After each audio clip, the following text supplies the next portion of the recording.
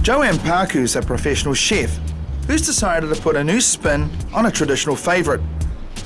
I've been cooking for 8 years as a dessert chef, a hotline chef, cold larder chef, head chef, sous chef, all sorts of cuisines, and today I dabble in a bit of Māori. The pā, which is beautiful, and the bacon, it's working like peaches and cream. Yeah. Oh, it's good. What would you recommend as a beverage to go with this? Nice bottle of beer. Keep it traditional. Brown wine. I'd love to be there when you actually dig the hangi. Oh, yes. Can we give do me that? a hand? Yes. Yeah, I'd look sure. Come on, then. In the ground. In the ground. This is great. With hangi, often the flavours combined. It's very hard to tell one ingredient from another. So I'm hoping Joanne's managed to keep those flavours separate. And she tops it off with her own wild berry compote. Compote. Now there's good hangis and there's bad hangis. You've managed to steam it, get the flavour of the cabbage and all those wonderful spices into your dish. That's unusual. Oddly enough, no items taste the same.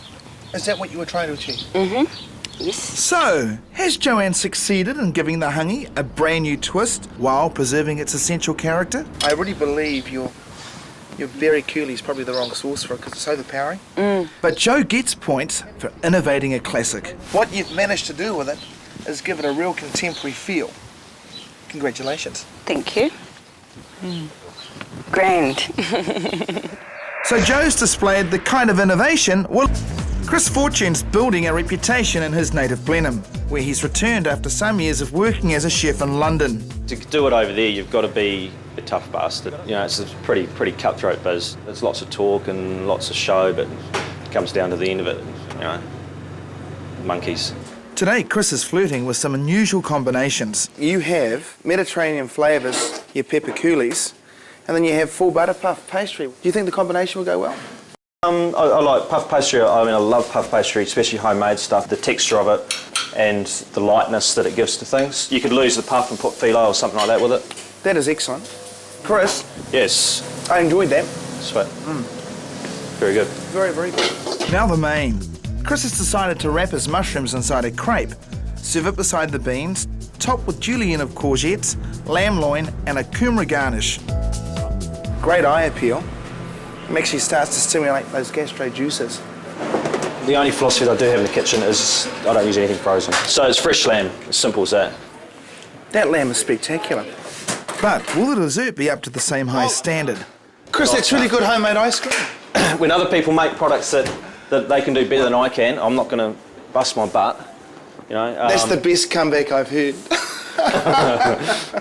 I'm going to be quite ruthless on you in this one, mate.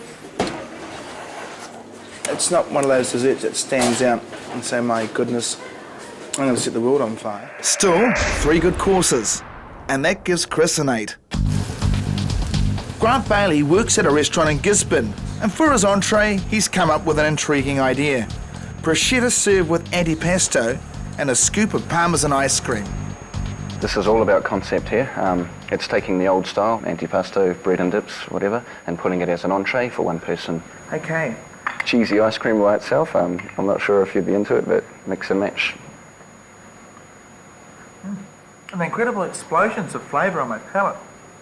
And saying that the pesto is slightly bitter, but what I do like is the textures that I'm getting. So far, so good. Now for the main. Now you've made a ravioli here. Yeah. Now you split the scampi, you grilled it. Grant's paired the scampi with a kumara ravioli. I have to tell you, the flavours here are sensational. I love that dish. It all comes together beautifully in the mouth. It's got freshness, it's got clean, it's got the earthiness from the kumara. I love it, eh? It's one of my favourites. I love making pasta. Yeah, so you're talking with passion, man. Oh, I love it, eh? Yeah. And now dessert. So this like a chocolate pudding? A cross between a mud cake and a fudge, I would call it. So, will it live up to its looks? Oh, it's gorgeous. You might think you've got too much sugar in there, but the balance is just perfect. The compote of berries, macerated berries. Uh-huh. There's sherry mirin, which is a Japanese vinegar, as you know. If you get drunk on 2 tablespoons, so I'm going to take it off you. That pudding is just pure decadence. You rate around about between a 7 and an 8. Well done, Grant. You're on our list. Fleur's moved from the legal profession to cooking school, and she wants to be a chef.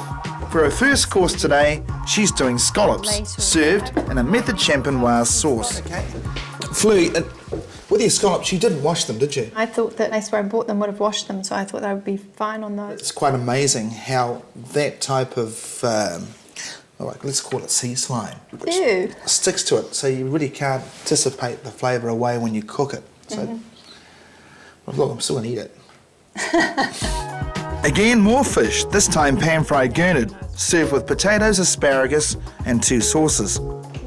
You choose what you want to put on, because often when you go out and you have a meal, the chef just layers all the sauce on. If you don't like the sauce, you're really stuck. And if you don't like chilli, no dessert. I've never been a great fan of hot, desserty things like what you've done. I was really just thinking of something to rev up early strawberries, because early strawberries tend not to have as much flavour as the ones after Christmas. The filling is just what sort of chantilly cream with vanilla? Chantilly cream, yeah. Have you noticed the chilies yet? Well, no, I haven't. I'm going to try one by itself. Oh. Oh, it's just hitting me now. Innovator's perspective, that's 10 out of 10. And also from the fact that you've gone to the extra lengths of trying to work out... Sorry, the chilli is just starting to kick in still. I had to stop there. But for her efforts, Fleur gets a 6.5. Morgan's a chef at a local pub, but the food he's presenting to me now is anything but ordinary pub food. A selection of classically inspired dishes. First up, stuffed baby squid. You've got so many different flavours happening, but there's a lovely marriage. You don't have that real pervasive style of fish flavour that comes through. It's so subtle.